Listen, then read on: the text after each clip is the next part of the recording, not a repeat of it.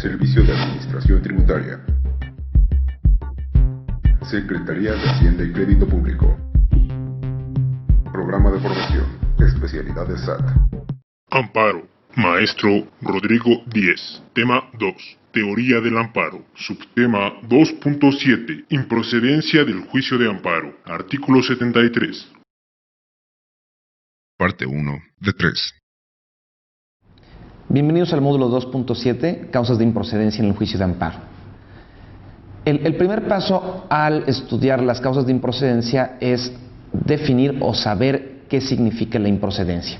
Desde un punto de vista del lenguaje ordinario, es decir, la definición que podemos encontrar en el diccionario, la improcedencia es la falta de fundamento, de oportunidad o de derecho. Pero esto no nos lleva muy lejos en la comprensión de este tema y es necesario acudir a una definición mucho más técnica propia del lenguaje jurídico. Y desde esta perspectiva, las causas de improcedencia significan los supuestos en los cuales no es posible admitir una demanda de amparo o en los cuales no es posible continuar con el proceso debido a que no se cumplieron los presupuestos o requisitos procesales. ¿A qué me refiero con esto? A que hay algún obstáculo meramente formal, no de fondo, que impide al juez en cuestión pronunciarse sobre el asunto. En lugar de que el juez analice el fondo y se pronuncie por la constitucionalidad o la inconstitucionalidad, cuando hay una causa de improcedencia, lo que sucede es que se presenta este obstáculo que no permite ni siquiera llegar hasta allá. Es importante decir que la regla general en materia de amparo no es la improcedencia, sino la procedencia. La improcedencia solamente se presenta como una excepción. ¿Cuáles son las características de la improcedencia? Bueno, en primer lugar, que estas causas son taxativas, es decir, que solamente son aquellas que están previstas o en la Constitución o en la Ley de Amparo. No pueden ser más de estas. Ciertamente la Ley de Amparo tiene una fracción en la que dice que será causa de improcedencia cualquiera que se derive de alguna disposición de la ley, lo cual parece sugerir que se abre este criterio y que ya no es taxativo, pero lo veremos más adelante en el módulo, como esto no es necesariamente de este modo. La siguiente característica de las causas de improcedencia es que proceden de oficio por ser de orden público, lo cual quiere decir que no es necesario que las partes en el juicio de amparo invoquen estas causas de improcedencia, sino que el juez tiene la obligación de analizarlas sin necesidad de que se las planteen. Y la tercera característica importante es que tienen que estar comprobadas plenamente de manera absoluta. Una vez vistas las características más importantes de las causas de improcedencia, es momento de pasar a analizar cada una de ellas. Y para esto creo que resulta útil hacer una división en tres grandes categorías de las causas de improcedencia.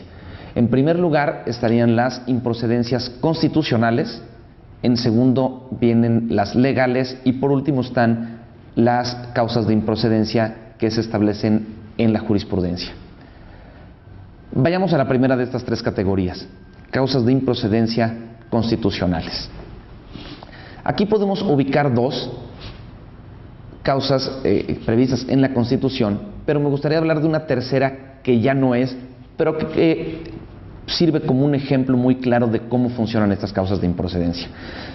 Y entonces el primer supuesto del que quiero hablar es el famoso artículo 33 de la Constitución, que era el fundamento legal con base en el cual el Ejecutivo podía expulsar a los extranjeros bajo ciertas circunstancias.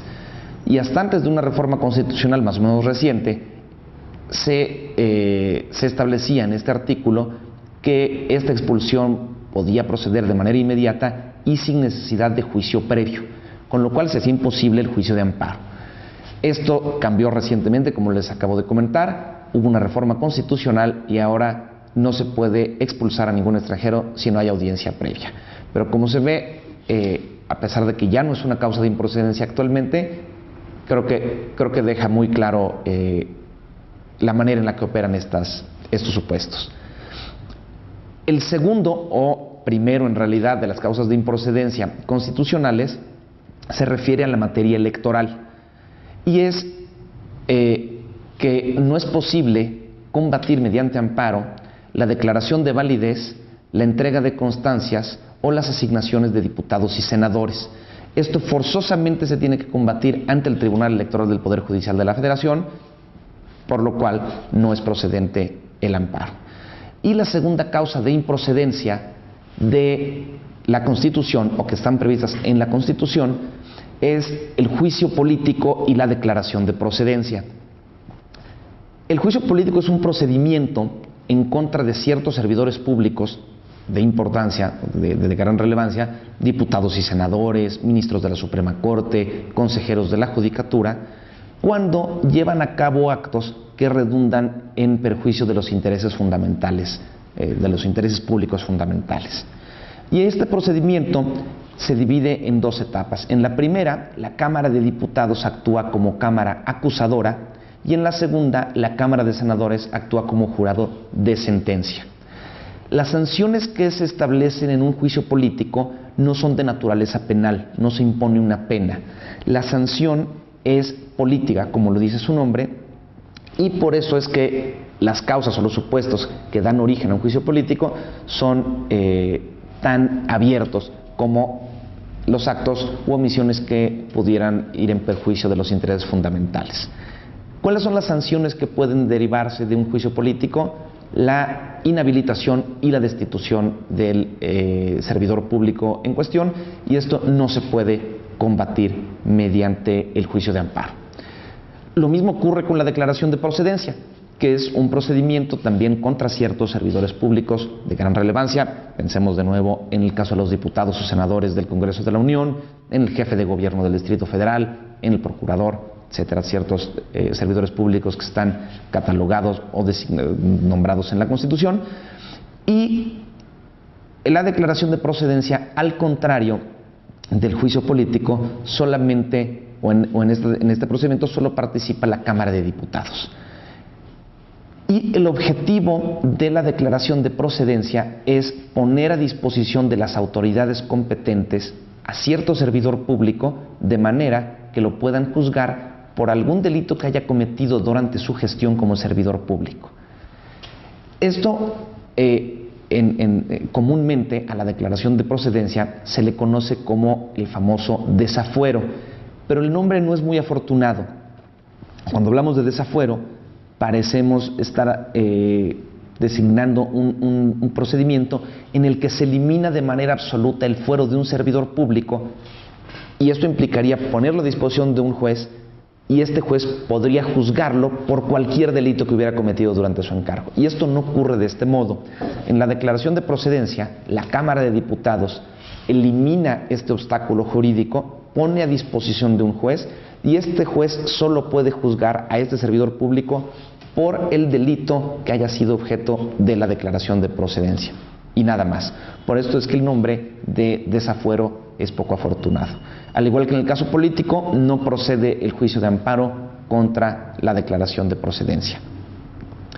Decíamos hace unos minutos que había tres categorías importantes de causas de improcedencia: las constitucionales, que son las que acabamos de ver, y luego vienen las legales, que están previstas en la Ley de Amparo en su artículo 73, que consta de 18 fracciones, pero para efectos de esta exposición me gustaría reducir el número de causas de improcedencia, más bien agruparlas en categorías un poco más amplias y no necesariamente en estas 18 fracciones. Y estas categorías, siguiendo el criterio del maestro Fixamudio, son 10 categorías. La primera de ellas es la improcedencia por el tipo de autoridad que está involucrada. Y aquí estamos hablando de una improcedencia contra los actos de la Suprema Corte de Justicia de la Nación. ¿Por qué es improcedente el amparo en contra de los actos de la Suprema Corte? Es muy sencillo.